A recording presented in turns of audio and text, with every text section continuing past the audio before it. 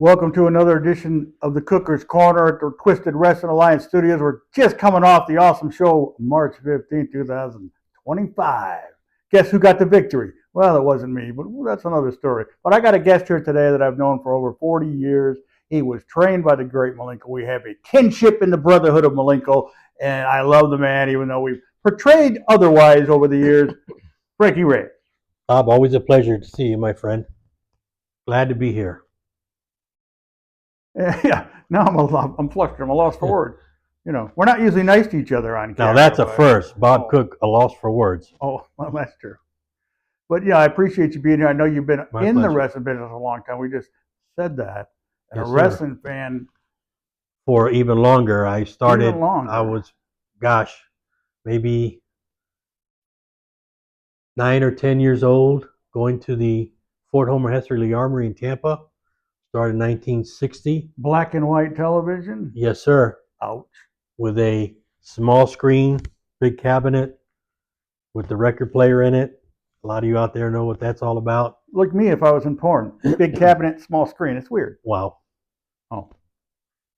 Okay. So let's start again. No, we can't do it again. This is Okay, live, edit this, baby. right? This is Saturday Night Live. This is live.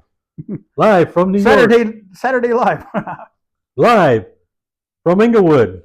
Yeah. It's Twisted Wrestling Alliance. But you saw all the greats. You saw the Eddie Graham Malenko. I did. I've never seen them other than a couple of clips on YouTube. I saw probably every match. Actually, Malenko was the first to be in a steel cage. Wow. Against Eddie Graham in Florida, anywhere. Okay. What, the first and cage there was match actually ever? I think that's a fabrication. First cage match ever was at the Armory between Eddie Graham and the great Malenko. Then they even did one better than that. Well, let me guess. They were hanging from the rafters. They were literally hanging from the rafters. I saw that pictures of that. Yeah. People just hanging everywhere. Yeah. Those were what they call cheap seats. Those were like for $1. Those were the balcony seats. $1? $1 for Holy the balcony. Crap. Can you buy a Mountain Dew for $1? Ringside at that time was $2.50. By the way, where's your idiot son? He could get me a Mountain Dew right now. Oh, he's around here somewhere. Okay. But there was actually a Russian chain match in a steel cage. Holy, that's like a double whammy. That was a double whammy. And then there were what they call the... Oh, look at this guy. He's interrupted us. Unbelievable. We got unbelievably unprofessional situations here. Go ahead, Frank. A lights out match at that time. The deal. Go ahead, walk down. We're live. We don't play games here. Pablo Marquez over there. He's making a mockery of this situation. With the lights out match, what they would do was, after the main event, they would turn the lights off for like 3 seconds. I remember that. Turn them back on again, and Gordon Soley would say, "This match is not sanctioned by the National Wrestling Alliance. Therefore, if you wish to leave now, you can." Blah blah. And they had a lights out match where everything was.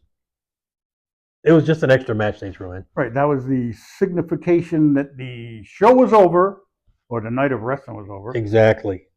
And that these two guys were on their own. They meant business. Exactly.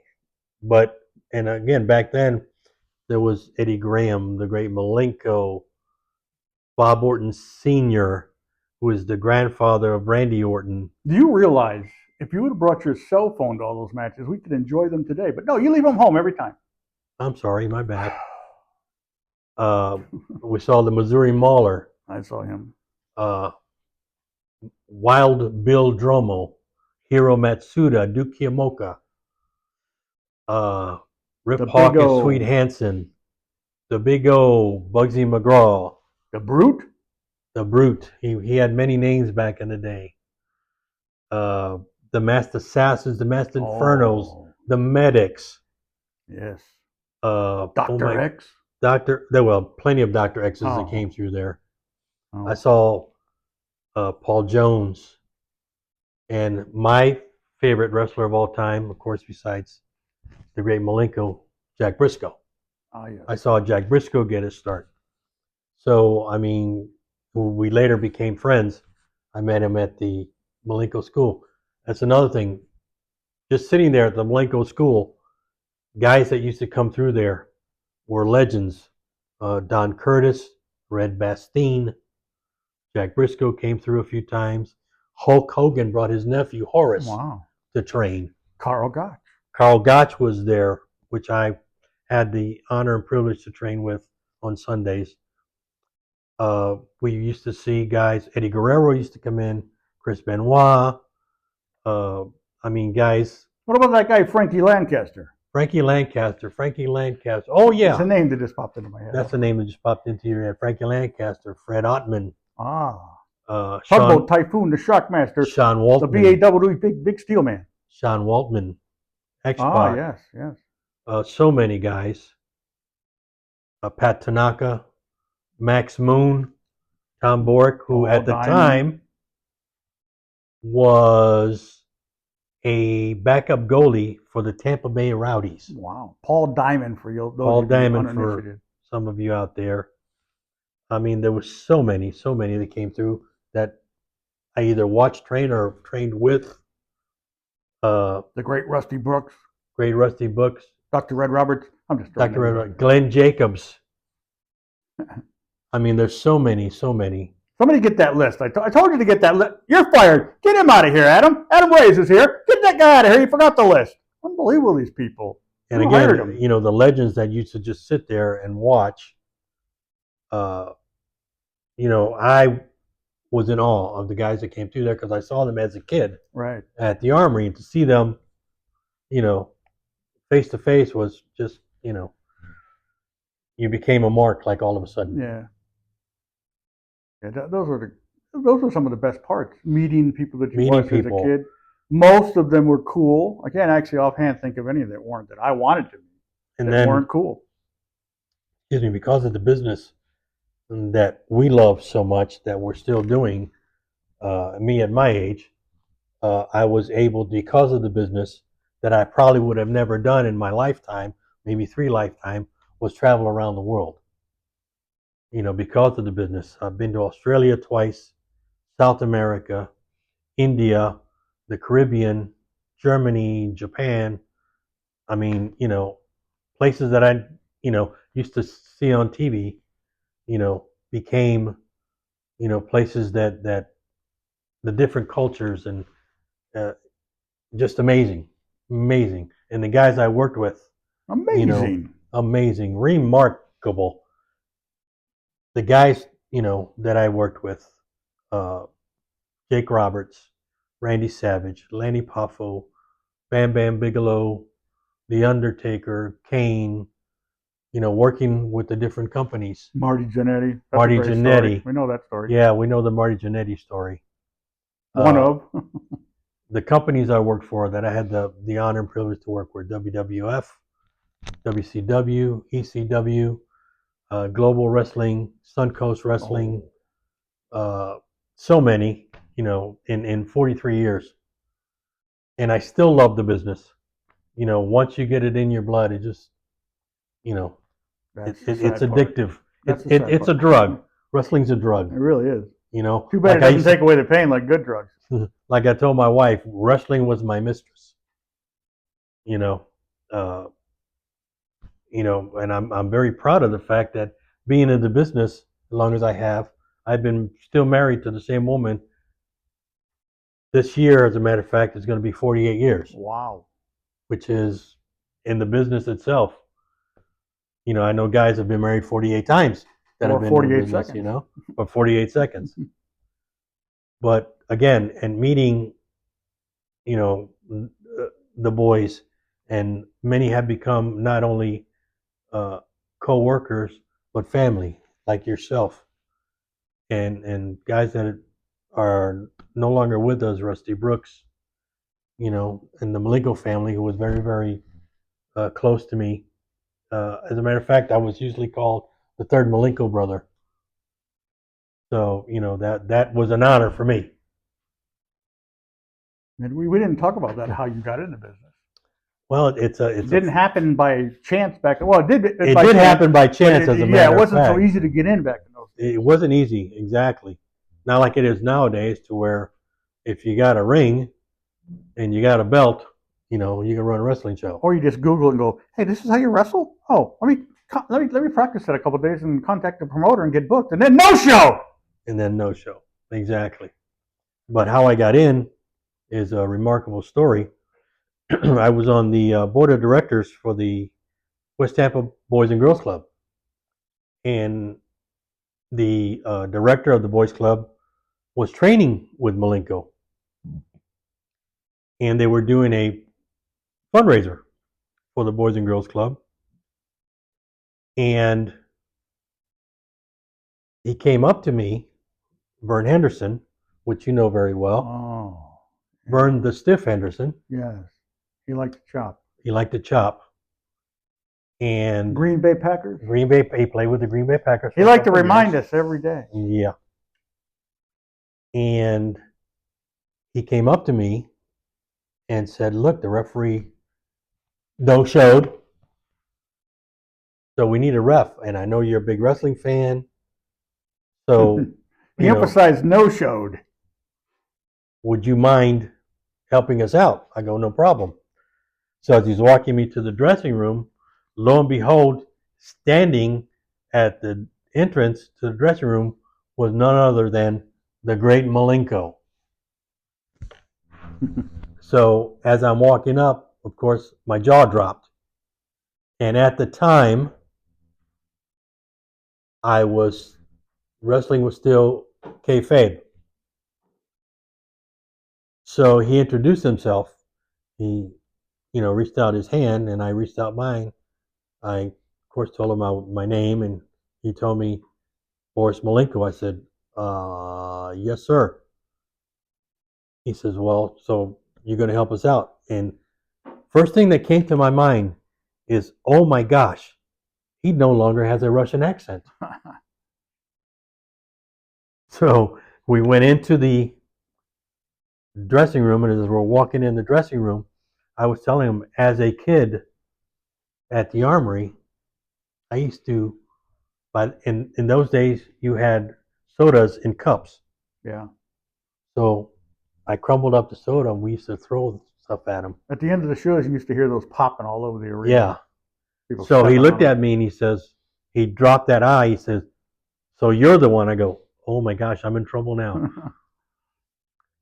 So as we walked, I was put in a different part of the dressing room, actually in the showers. Oh. And I heard, If anybody comes in there with a towel, mumbling and grumbling and, stuff going on to the side.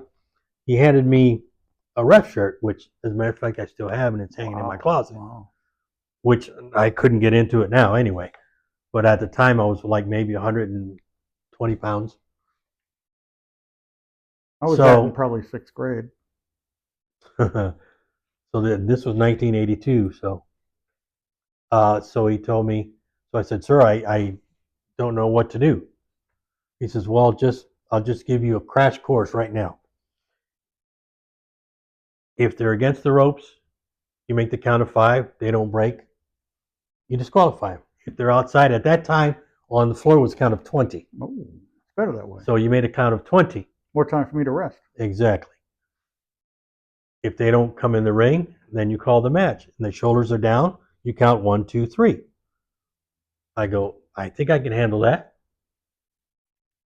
So went on to the match, and the main event was Joe and Dean Malenko against Rusty Brooks and Dr. Red Roberts. Oh, I'd like to see that one. So we did the match. The show must have been like 6 matches maybe. My very first match, I'll never forget it, was a match between Joe Pilardi and Scotty Williams. Remember Scotty Williams? Didn't he pass away? He did. He passed away. Yeah. That was my very first match. Stocky. Yes. Tremendous worker. Shooter, I think. A little bit. Oh, okay. He was also trying to put the guy over. He's dead. He just he was also deaf. Really? I don't remember that. Yes, that. Scotty was deaf. Yes. And we got to the dressing room, and so I took my shirt off and handed it to him. He says, no, keep it. He says, let me ask you a question. I go, yes, sir, go right ahead. He said, are you ribbing me? And I'm thinking, like, what does that mean? I said, sir, I have no idea what that means. He says, are you pulling my leg? Are you pulling a joke? I go, no, sir, I am not. He said, well, you seem to know your way around the ring. Have you ever done this before? I said, no, sir, I have not. He says, well, I tell you what, why don't you come to my school and I'll train you? And I said, yes, sir, it'd be my pleasure. So, as they say, the rest is history. Right. I went to the school. The school opened, I think it was on a Sunday, opened at 10 on Sunday. I was there at 9 o'clock. Was that the one out by Plant City under the? No, this was barn? the one on Lazy Lane off of Dale Mabry in Tampa. Not the And mattress factory? no, it wasn't the Oh, mattress. wow. He had just gotten away from the mattress Oh, factory. from Carl? He had just he had Okay. just moved into Lazy Lane. And of course I went in and Dean walked in. So, I was kind of like marking out. And Dean got in the ring and says, come in with me. I go, okay. And that was back when he was only a man of 862. Exactly. So I got into the ring and I said, good, I'm going to learn how to ref. He says, I want to see 500 squats. I go, excuse me? He says, yeah, 500 squats. So I did 500 squats. I did 100 push-ups and 100 All at sit-ups. once? Yeah, it was squat, push-up, okay? Then he introduced me to the deck of cards, which it's another thing Oh, altogether. I know all about that. So my legs were like spaghetti, right? So then he was teaching me wrestling holds. I go, I just want to referee. He says, no, you need to learn how to wrestle first. Oh, we know somebody who should do that, but they refuse. So I learned how to wrestle before I learned how to ref. Then the rest, became, and as they say, the rest is history. Right. And you worked for all the companies, WWF. I worked for every company, ECW. WCW, WWF, ECW, in Florida, What about Global. Championship Wrestling from Florida? I did. I worked with BS. them. I don't remember you being there. I worked when Kevin Sullivan was booking. 87? 87. Just before it died? Yes. Thanks, Frank. Before it dies. I killed another territory. Everything was going great till he came along. Till I came along. I killed the territory. And, the Florida, Global Wrestling, Suncoast Wrestling. I remember I was there for the first Global Wrestling taping. Then Dr. Red got mad at me because I was going to Memphis the next day. And the first territory I actually worked was ICW with the Poffos. Oh, I remember that. No, Poffo. You talk about the one in Kentucky. Oh, okay. I never worked for them. Malenko sent me up there to work with Angelo and Randy and Lanny, to where I got some real in-ring experience. We worked a lot of Malenko shows, the IWWA. Yep. We did a lot of those. That's where I was first on TV. Yeah. We did taping at Channel 3. Yep. We did our TV tapings there. That's where I met Penelope Paradise. Really? Channel 3. Channel 3. You were there that night. I was there. Remember we went to that pizza place? We did, and we got thrown out. Yes. We told that story on the first podcast with the Raw Dog Robbie Idol. A lot of places we got thrown out of. But that's a story for another time, right? Yeah. Oh, maybe. Like you're going to be asked back? Oh, this guy's got an ego. So that, like I said, and for a while there, I was basically Dean Malenko's personal referee. Everywhere Dean went, I went. Japan, Australia, Germany, England. I can recall in those days, every time I was looking up at the lights and this out of the, what do they call that? What's that? Peripheral. I see that hand go down. I just kind of glance over and I'm 1, 2, 3. I went, yeah, Frankie did it again. I have, there's a lot of people in the business now that are resentful of the business, regret the business. I have no regrets.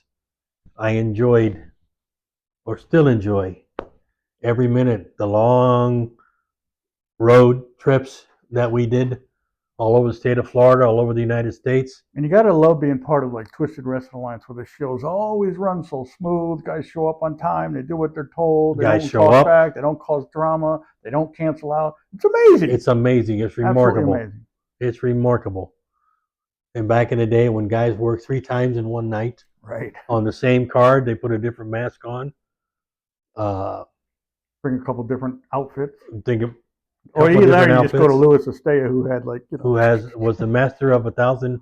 everything. Dean was a master of 1,000 holds. Right. Louis Estate was a master of 1,000 gimmicks. Right.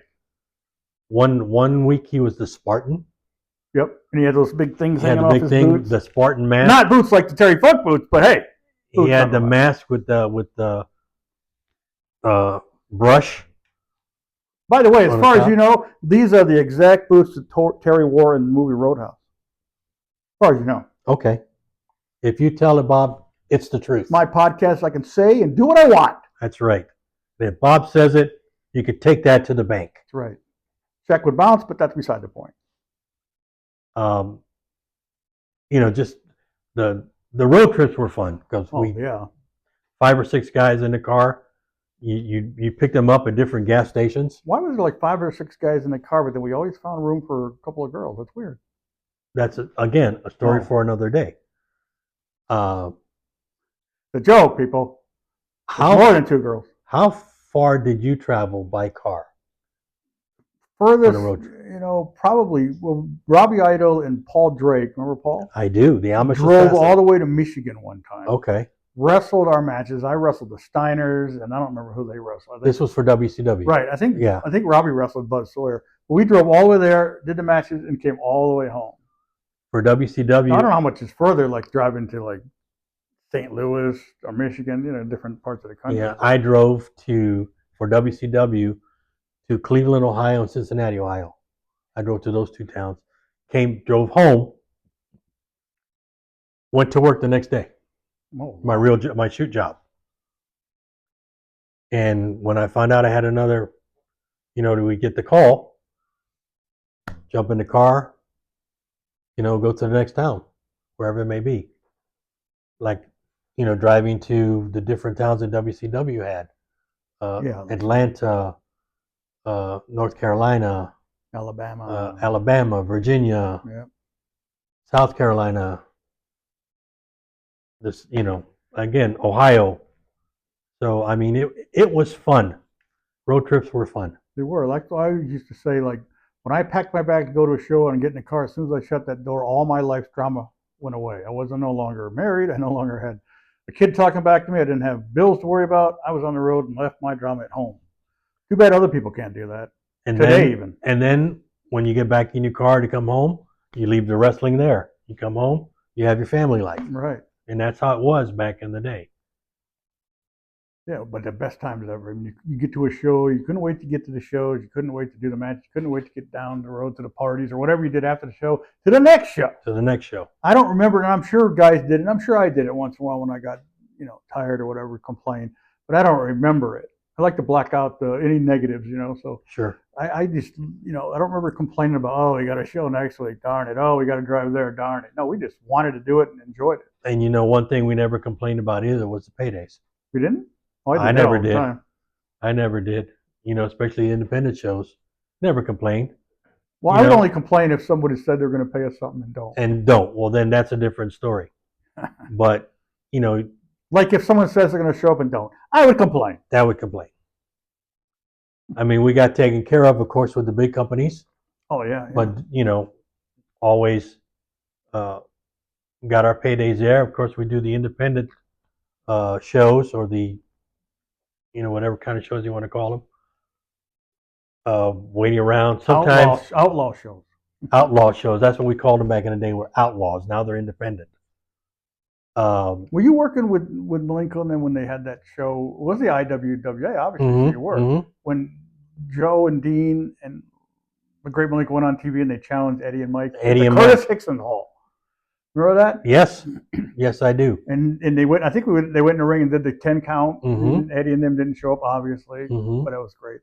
Yeah, that was, and back in that day, I remember a lot of the Malenko students and whatever were blackballed from Championship Wrestling from Florida for the fact that we were trained by the great Malenko. Oh yeah. But then I don't know. I don't know if Eddie and Larry ever mended fences, but I know that Dean and Joe and Mike talked, Yeah. and I guess had their differences and whatever, but they were. And I'm not saying they were great friends, Yeah. but I know they ended up talking to each other That's good. when it was said and done. Yeah, I mean, I didn't get in championship wrestling from Florida until '86, so Eddie was already gone. So if there was any Malenko negativity, and Mike was always cool to me. He never, Yeah, there were plenty of there was a lot of heat there between Malenko and Eddie Graham. Different stories on what it was that caused it, but again, I think at that time Championship Wrestling was the only game in town, and Malenko again broke off and did his own promotion. That was the only outlaw show. Sunbelt Wrestling. Sunbelt Wrestling was, I believe, Don Curtis. Oh, I thought he was. And Louis Tillett. Oh, I thought he was part of that. And Malenko was part of that. Gulf Coast Wrestling. Gulf Coast, I don't know. That was up, I believe. I'm flustered now. In Louisiana. Oh, I thought it was. I don't know where that was. I was never part of that. Or Sunbelt, but I was, part of the IWWA. So. Remember the IWA that was like in '85 was brought in Moolah and Joe. It was Billy Blue Rivers, Beverly Shea, Angelo Poffo was involved. Yes, Great Malenko. Bugsy was the booker when I started. I was the referee during that time too. And who else? Oh, Tony Marino. Tony Marino. I was able to work with many of the great. Chick Donovan. Chick Donovan was remember the Chick? champion. He was the champion. I do remember. We go, Chick. Got to cut a promo. 2 hours later, Chick, get it right this time. And remember that? Yeah, and Chick wore glasses, right? He also had a dog that could talk. Yeah. Remember that? Yes, I do. He would say, "Look, my dog can talk," and the dog would just bark and go, "See it?" Said hello, and I went, "Yeah, okay, Chick." Yeah, he would ask it, "Who's your favorite baseball player?" The dog would go, "Woof." Yeah. Well, Chick liked to, Chick, medicinal super guy. For medicinal person. What's the word? Medicinal person. Medicinal. Medicinal. Let's not go there, but. Chick was a super guy. Matter of fact, if I'm not mistaken, he's still wrestling. Yeah, yeah, he looks great too. Up in the Georgia area, I believe. 80 years old. Looks exactly the same. Right. How he has that hair all those years, the blonde and the tan. Right. And I know he was when he first started, he was doing a knockoff on Ric Flair and Buddy Rogers together. But he was actually a very good worker. Oh, he was great, yeah. He was a tremendous worker. I remember I used to ride with him once in a while, and when you'd go over to the Skyway Bridge back in those days, there was a basket that you put the money in. Yes. He would just slow down a little bit, roll the window down, throw the money in the basket. Most of the time he'd miss it, and he'd just go driving through. You hear the bells going off. He didn't care. Again, I was able, through the IWA, was able to work with people like Moolah. I met Despina. Yep. Then I met the girls that Moolah trained, Donna Cristianello, Mark Starr and Chris Champion. Mark Starr and Chris Champion. Mark Starr was. What was this woman named? Fantasia. Sandy. I'll tell you a story about that sometime. Yeah, there was a great story with Chris and Mark that I refereed their match. They wrestled each other, and their mom was in the audience, and of course one of them had to lose. So I believe it was Chris that beat Mark, and the mother went ballistic on me. Jeez. She took off her shoe and started beating me with the shoe. On my way out, she followed me all the way into the dressing room, beating me with a shoe because one of her sons lost. And Chris and Mark had to hold her back. Even moms believe back in those days. And it was Mark Starr and Chris Champion, which their name actually was Ashford Smith. Right. Was their last name. Two really, I would put them in the category of great. Yeah, I love working with them. Both of them. Unfortunately, they're both no longer with us. Again, great. Mark had a good career. Chris had a much better career Yeah, working, with the New Breed until they had that accident. till they had the Him accident, and Sean and then I Rowe. believe he did a Ninja Turtle Yeah, and he was also like angle too. Yoshi Kwan in Yes. WCW with Harley Race as his manager. Again, great wrestlers coming out of the Malenko camp. Yep. Yeah, great wrestlers, great guys. No longer here, but they left a mark on us, at least. I wrestled Mark Exactly. several times. I only wrestled Chris once, but we teamed up several times. Yeah, I refereed, like I said, I refereed a lot of guys first matches when they were coming up, which was an honor and a privilege for me, to be able to. And I don't know if you know it or not, Bob, but I know coming out of the Malenko camp, there was never an ego problem with these guys. None that I could remember. They came in, they did their work, they were very humble, they were very thankful because I did a little bit of promoting and booking over the years and used a lot of them. There was never a complaint from them, never an ego problem. What do you need me to do? But that all came from the great Malenko. And that all just came from the importance Malenko. of that. What Be was humble. taught by us to be humble. Right. Respect your opponents or your wrestling. Protect them. We Protect can't go them. on this podcast without mentioning the Suncoast Pro Wrestling. Suncoast Pro In Wrestling. 1889, I got a phone call from the great Malenko, and he said, "Bob, we're starting a show called Suncoast Pro Wrestling in Bradenton with a guy named Henry Reyes, and I want you to be the masked superstar, and you're going to feud with my son Dean, da da da da da." And that's where Frankie and I had the honor a few years later to be in the great Malenko's last match ever. Yes, I was the great Malenko's tag team partner against the masked superstar and Penelope Boy, Paradise. that guy was racist. I think he was a pervert too. Some backstories there. Let me ask your son; he knows about perverts. I feuded with Penelope for, I don't know, maybe 6-7 months or so. You even had a match against her. I even had a me match as commentator. against her. Yes, and I mean, the great Malenko was the referee of that match, and I ended up being victorious. Yeah.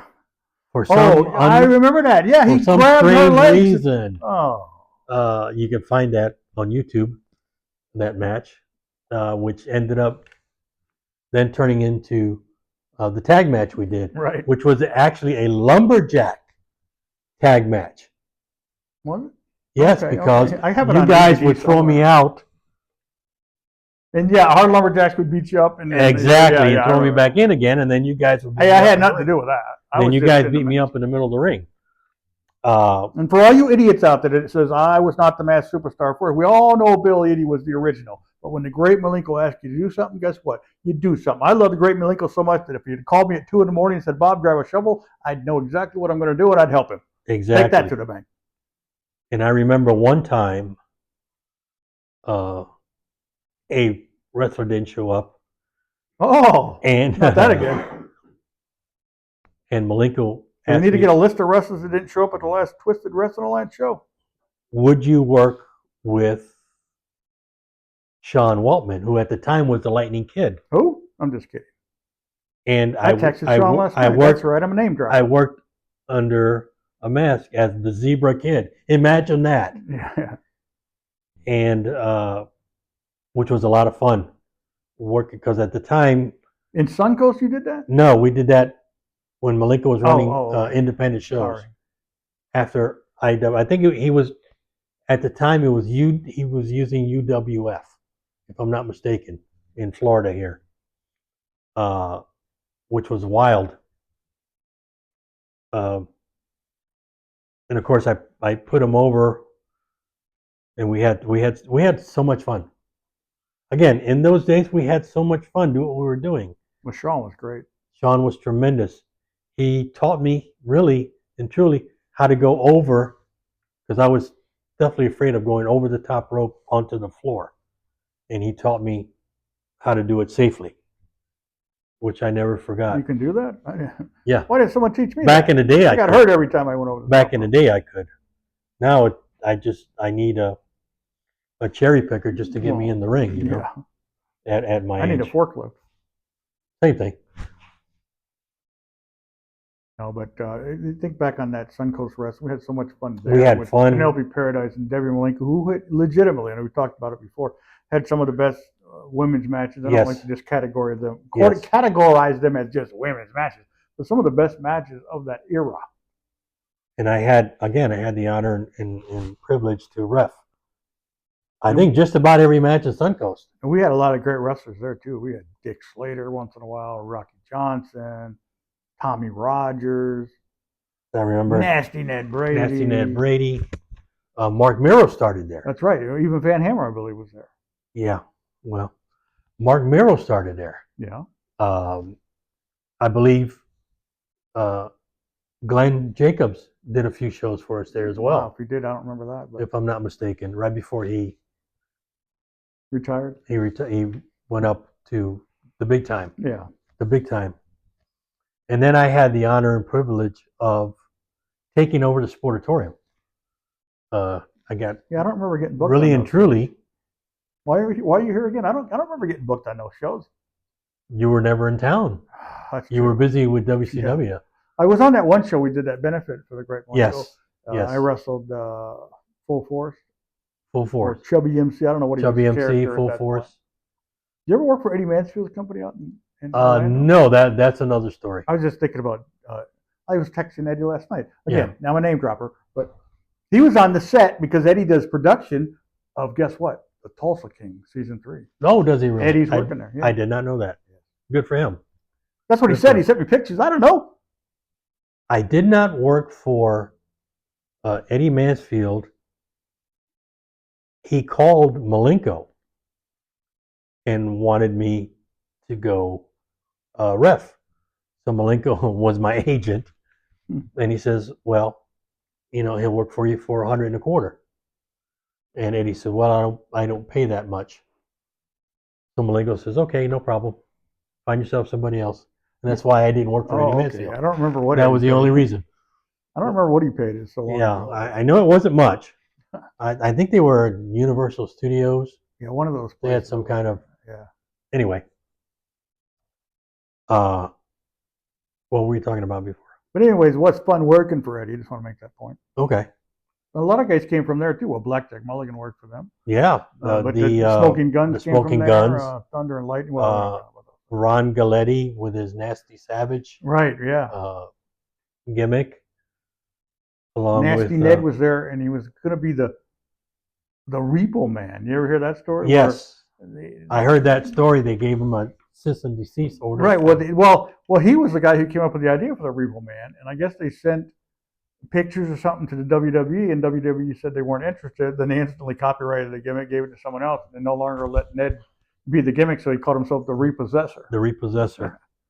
You ever hear from that? I love Ned. We had so much fun on the road. Fact, I usually talk to him maybe every other month or so. Oh, really? He lives up in the Carolinas, I believe. He's had a lot of health issues over there. Yes. I know he ended up with diabetes, heart attacks, and I think he was legally blind because he was a truck driver. Oh, I know. Yeah, I remember that. And then he had to, had some major issues with his health. So, a worker who was really, really very good, but never. I mean, he did a lot of stuff for WCW and WWE. Go ahead, you can say my name. F. Oh, talking about someone else. But never really went to the next level. I don't know if it's because he was his size, because he was tall, but he was very, very thin. Yeah. Great worker, took tremendous bumps, kind of like Bob Cook used to do. Used to.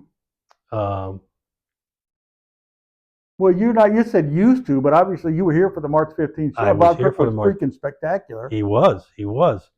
I had a front row seat. He only blew up after 30 seconds as opposed to 22 as normal. 22, 20 seconds, which that show was a lot of fun. You were talking about Ned, weren't you, though? About I was talking about didn't Ned. go to the next level? Yeah. You know, Cactus Jack mentioned him. I say Cal, he's called Mick Foley Cactus Jack. But he put him in his book as his favorite, enhancement talent. His first book, whatever it was, Have a Nice Day or what, I don't know. Have a nice Number one day. bestseller back in the day. Have a nice day. Again, the love for the business that we have, or we wouldn't be here right now, never seems to go away. I mean, every once in a while, I will say, I'm not doing this anymore. I don't get, well, I won't go into I say that subject. after every match. I'm not doing this no more. But then I get a text message or phone call from former students who say, Coach, we need you. Would you help us out? Sure. And then, like The Godfather, they keep bringing me back in. Back in. They keep bringing me back in. Sometimes, we try to do a wrestling training. We don't try. We do wrestling training here on Sundays at 2 p.m. at the Twisted Wrestling Alliance Studios. And we're talking about where you learned and where I learned at the old Mattress Factory. It was like 100 degrees in the winter. Mm-hmm. And we got a great place here. And to be quite honest with you, some of the lack of interest pisses me off. And I'm not kidding. People who have messaged me and said, hey, I've been dreaming about being a wrestler all my life. It's what I always wanted to do. I'd kill my father on a Sunday night during football, his favorite thing to do, just to be a pro wrestler. And guess what? They ghost you. When they find out that it takes effort, where it takes passion, where it takes heart, where it takes energy, where it takes a stinking... And a tuition fee. Oh, crap. I mean, really? We got that's what. No, but seriously, it does. It makes me mad that people say that, there's one, we got a few people that come, but we want more. And we'd like, and someday, to book Frankie, if you would be willing, to come down and do a seminar here to teach anybody who'd be willing to show up. It would be my awesome pleasure to do that. Really, what you need to do, you come and you tell stories about the great Malenko, you tell the things he taught us. Which the reason I've shied away from some of the subjects with Great Malenko in our last match with him and whatever is because I don't want to cry on camera. And I know you get emotional when I get it very emotional. And I did make an awesome song dedicated to the Great Malenko called The Ballad of the Great Malenko. I wish I got emotional for. So did I making it. I made this stupid thing. When I played it back, I literally was in tears because it hit home.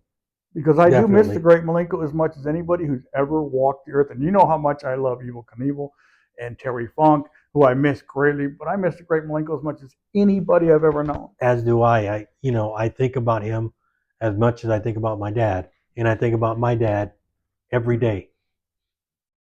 Because my dad was a very, very important person in my life, as was the Great Malenko. Yeah. Another thing, when it comes to these other promotions out here, why they don't reach out to guys like you, or even guys like me. Even though I was a loser, I have my stories, I have my knowledge, I have the thoughts, or what do you call it? I'm getting flustered now because I'm getting pissed off again, thinking about the wrestling school, thinking about people who say they're going to be at wrestling shows and don't show up. Yeah, we get it. Card subject to change. Well, guess what? Have a little bit of pride in yourself. Get your ducks in a row. If you need to get to a show, get your cars lined up, get your people lined up, pack them full of others, and come to the show. Show some respect for the people who take the time to book you and put you on the show, because not everybody gets to be a wrestler. Not everybody who wants to be a wrestler gets to be a wrestler. So if you are a wrestler, show it, prove it, and show up, for God's sakes. That's right, I said it. And if you don't like it, I'll block you on Facebook, because that's what I do. I cause trouble, then I block people. And I second that emotion. Hey, that's a song, isn't it? I think so. Oh. But again, my biggest thing now, and my son will attest to this, that every so often I will go into a depression because I seem to have been forgotten in this business. As much as I have helped a lot of people, get their starts, a lot of promotions throughout the state, and a lot of guys, and make that phone call or make that text or do that message. Hey, would you like to come in, before the show and get with our wrestlers, and give some advice or give some pointers or whatever. And I don't know if you feel the same way, but I feel as though, Well, I hate people, so that has something to do with it. but it's heartbreaking, that we're here and nobody reaches out to us for the help, Yeah, for the experience. in my case, I think a lot of it, they'll say, well, Bob Cook, well, he was just a loser. He has no input. He never was a star. He doesn't know what it means to be a star. He don't know what it means to do what you have to do to be a star. Hey, I take responsibility for all my shortcomings, unlike a lot of people, and I could teach you the things I should have done that I didn't do that could benefit you to make you more successful, not to be like me. That's what I don't even want to be like me, for God's sakes. And I know about the depression, trust me. Although I get ridiculed if I'm depressed around here.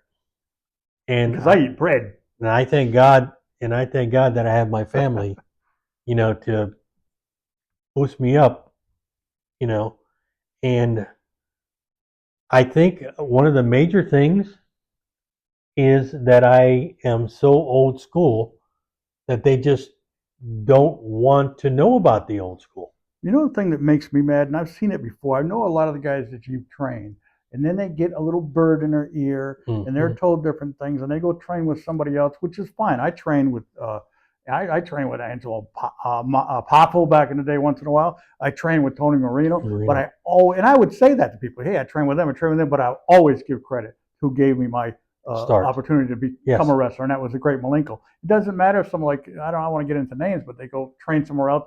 Don't forget who started it. Exactly. And I feel the same way. The great Malenko did it. You know what I mean? But along the way, I was mentored by Bob Roop, right, and by Kevin Sullivan. Two of the best of all time. And it doesn't even matter if for whatever reason you have a falling out with that person. For whatever reason, like say you had a falling out with some of your students, it happens, but that doesn't mean they should just completely ignore the fact that you gave them the opportunity to get in the business to begin with. And the Malenko name, I like to always bring this up, and I tell this story on all the podcasts I do to tell you what the Malenko name meant back in the day. The first time I wrestled with the WWF in '95, Killer Kowalski was one of the road agents, and they were rounding up all the guys that were there for the first time, and they said, we got to run, all you guys that are here for the first time, I want you to go in the ring and see what you can do, see if you're TV ready.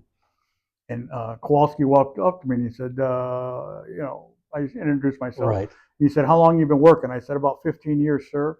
That's right, I called him sir. And he said, well, who were you trained by? I said, the great Malenko. And he said, the great Malenko? Oh, hell, you'll be fine. Go down and sit down. Go over there and sit down. I didn't have to get in the ring and show them what I could do because the great Malenko trained me, and that respect that he had saved me from embarrassing myself and not being able to wrestle for WWE because they would have seen that I sucked and not. And I had the same thing, working for WCW with Blackjack Mulligan. He wanted to know who I trained with, and I said the great Malenko, and right away, boom.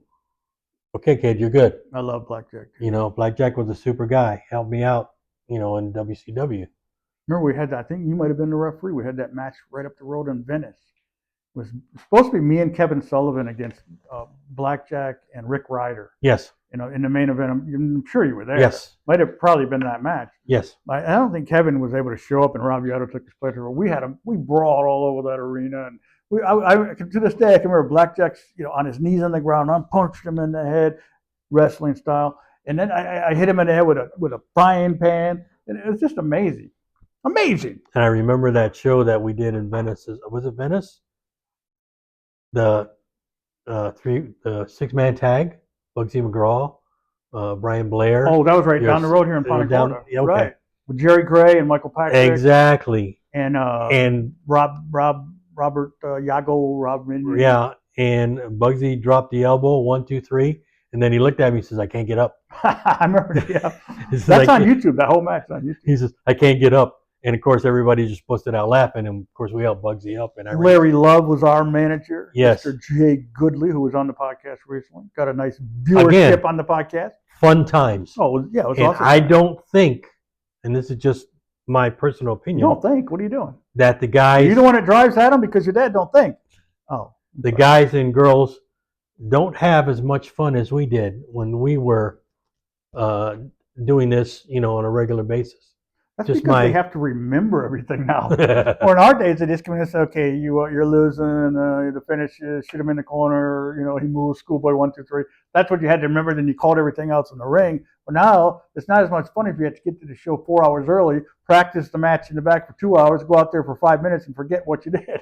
That's stressful. And how many matches that I had to call in the ring because guys sat in a dressing room for 2.5 hours calling their match, and they got in the ring and they locked up and it was deer in the headlights. They forgot everything. Yeah. And it was a good thing I was standing there and I was able to walk them through their match. At the last Twisted Wrestling show before the last one, this guy, I can't remember what his name is, Robert Newcomb or Robert, he's a big guy. He tells the greatest Bob Cook story of all time. When I was working for Eddie Mansfield as the Punisher, wearing my Masked Superstar mask, I had to wrestle Thunder and Lightning. And Casey Thompson was maybe not Casey Thompson. I don't know who my partner was. But I think it was Robert, actually, my partner. Okay. Robert, the big guy that was here. Yes. And I don't even remember this, but he told the story, and I thought it was awesome. He said that Thunder and Lightning came in the dressing room with a script. And he said, I looked at the script, and I crumpled it up, I threw it over my shoulder, and I said, I'll see you guys in the ring. And I went to the other dressing room. I just thought, that's the greatest story I've ever heard. And one of those guys, Jeff Farmer, who was the fake Sting, NWO Sting, right? Okay. He'll be at that Glory Days gimmick coming up. The what? Glory Days. The what? GrappleCon? Whatever the hell it's called. Well, you're not going to be there. The what? Oh. No, I'm sorry. I don't know anything about it. Barry Rose? Oh, we got heat? Oh. Is there heat there? We can bring that stuff up. Chicken tender, Barry Rose. What the hell's up with that? They don't edit that part out because I get to go to that. I don't know. I haven't been asked. Oh. So. Haven't been an ass. I know we were there for the first, 5 or 6? Yeah. I don't know. So, but it is what it is, right? Is it? I don't know. It is what it is. I don't know anything about it. Anyways, I appreciate you coming out. We need to do this again. It was my pleasure. We've got a lot more stories and a lot more. Yeah, we would interview your son, but here's the thing about your son. He doesn't talk a lot. And I'm going to go ahead and shoot on this. For years, I heard it in my ear. Some little bird tell me, you should honor Adam Reyes at the Legends Lunches. You should honor Adam Reyes at the Legends Lunches. Hello, Brian. This is Bob. Bud, what's going on, Cooker? And I say, Brian, we need to honor Adam Reyes at the Legends Lunches. And Brian said, that's a good idea, Cooker. Let's do it. So we did it. And we honor Adam. And he goes up and he gets his award. He looks at it. He goes, hey, I'd like to thank everybody. And that was all he said. Man, a few words. Yeah. But I got mad. I know you did. Now, but at that point, you're not. No, you're not. Anyways, I had to get that out. It's been bottled up for years. And you finally got it out, right? And you still feel the same. I still love the guy, but it made me mad that day.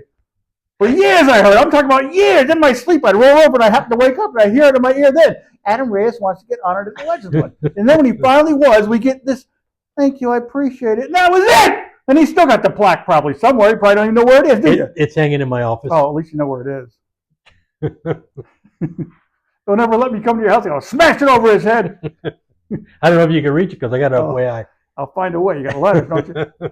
Anyways, all right, we're gonna go ahead and end this right now because we got a big day ahead of us on April 11th. That's right, April 11th. I'm gonna take on the Cuban Assassin. What's the name of that? Give me the name of that place again. The Emperor's Club in Tampa, Florida. The Cuban Assassin. We got heat. That's right, heat. Real heat. The only good thing about that place is it's dark, so they can't see me.